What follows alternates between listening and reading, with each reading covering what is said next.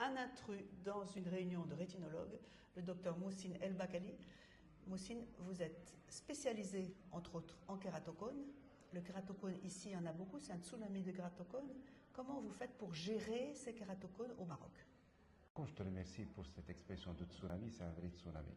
Ça veut dire qu'on ne s'attendait pas, et là il est là, avec beaucoup d'impact, surtout social.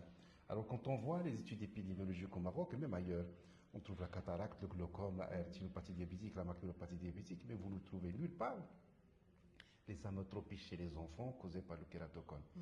Une maladie qui survient avec cette importance, avec cette intensité, en plein développement visuel, je classerais de un mot, c'est fatal.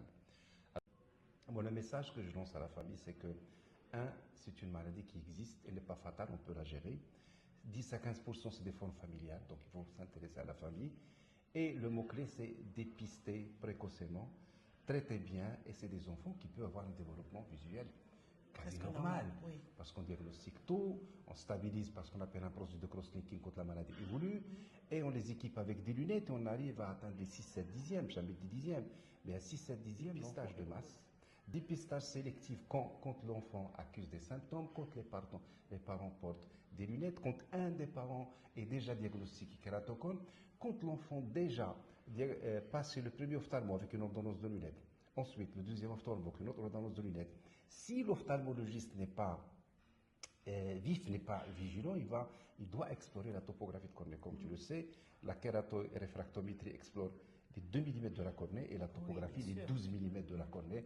C'est comme vous, petit champ, grand champ. Si je résume, en fait, moi, ce que je retiens pour les enfants, un message simple, un enfant qu'on équipe, qui a, je vais dire, 2-3 dixièmes, on l'équipe en acuité visuelle. L'acuité visuelle ne monte pas malgré les lunettes, on suspecte tout de suite un kératocone. On va chercher l'amblyopie qui ne s'améliore pas. Il faut absolument chercher ce kératocone. Qu'est-ce que tu penses de ce concept? C'est un message sage.